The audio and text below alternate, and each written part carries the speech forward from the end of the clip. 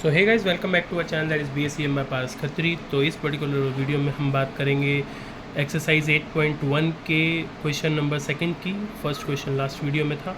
अब second question के अंदर क्या है, सेकंड क्वेश्चन के अंदर आपको पर्टिकुलरली एक फिगर गिवन है, ठीक है। तो ये फिगर आपको गिवन है जिसके अंदर आपको बता रखा है कि दैट्स 12 और ये आपको बता रखा है ये जो वो 13 है, ठीक है। तो ये मैंने P और H मैंने डाले, लेकिन ये एक्चुअल में दिए नहीं थे क्वेश्चन में।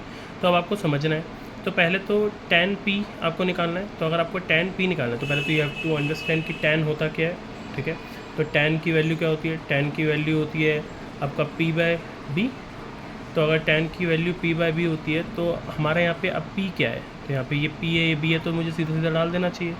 लेकिन अभी क्या है कि आप देखिए इस क्वेश्चन के अंदर में आपको देखना किसके पॉइंट ऑफ व्यू से है, P के पॉइंट ऑफ व्यू से देखना है, ठीक है। तो P के पॉइंट ऑफ व्यू से अगर आप देखोगे tan P है, ये अभी हमने लास्ट क्लास में लास्ट जो है वीडियो थी उसमें भी आपको समझाया था कि जो P के पॉइंट ऑफ व्यू से जब आप देखोगे तो इसके जो सामने वाला एंगल मतलब जो साइड होगी वो आपकी परपेंडिकुलर होगी, यानी कि ये परपेंडिकुलर होगी। पर ये तो हमें दी ही नहीं है, तो ये निकलेगा कैसे। तो अब आपको क्या करना है, तो पहले अगर आपको कोई भी एक मिसिंग होता है ट्राइंगल के अंदर तो आप पहले उसे निकालते हो। तो अभी हम इसे फ़िलहाल B ही मान लेते हैं, क्योंकि अगर P भी मानेंगे तो भी कोई फ़र्क नहीं पड़ता, वैल्यू सेम ही आती है। मतलब कि P मानो B मानो अल्टीमेटली वैल्यू सेम आती है। तो फॉर्मूला क्या होता है पाइथागोरस के हिसाब से, ये ऐसे हो जाएगा। और ये हमारे को दे रखा था 13 माइनस 12 का स्क्वायर, तो 13 का स्क्वायर होता है 169, ये होता है 144। आप इसे माइनस करेंगे तो आ जाएगा 25, और B की वैल्यू कितनी निकल के आ गई, B की वैल्यू निकल के आ गई आपकी 5। अल्टीमेटली ये वैल्यू को हम यहाँ पे पुट कर देंगे, B की वैल्यू 5 हो गई। और उसके बाद में आपको करना क्या है कि ये जो वैल्यू आपने यहाँ पे पुट करी है, अब जो है वो हम इस क्वेश्चन के हिसाब से देखेंगे कि tan P है। तो P के पॉइंट ऑफ व्यू से मैंने अभी आपको बताया कि जो इसके सामने वाली जो साइड होगी वो एक्चुअल में परपेंडिकुलर मानी जाएगी।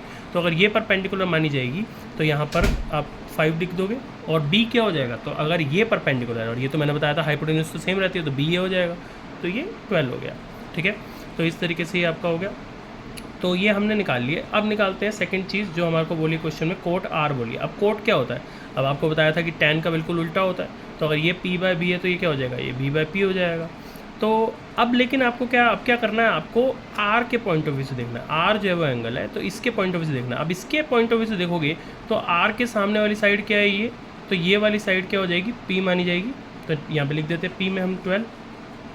और अगर ये P मानी जाएगी, ये तो H ही रहेगी, तो ये P मानी जाएगी तो B कौन सा हो जाएगा, ये, तो यहाँ पे ये B हो गया, ठीक है।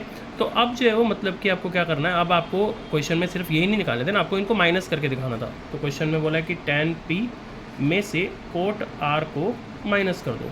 तो tan P minus cot R कितना हो जाएगा, 5/12 माइनस 5/12, तो विच इज़ 0, ठीक है ना। तो ये आपका ख़त्म हो गया। तो कहने का मतलब है कि इस तरीके से आपको ये करना था, ठीक है। तो ये अगर वीडियो अच्छी लगी हो तो इसको लाइक करो, शेयर करो, सब्सक्राइब करो, और थर्ड क्वेश्चन नेक्स्ट वीडियो में।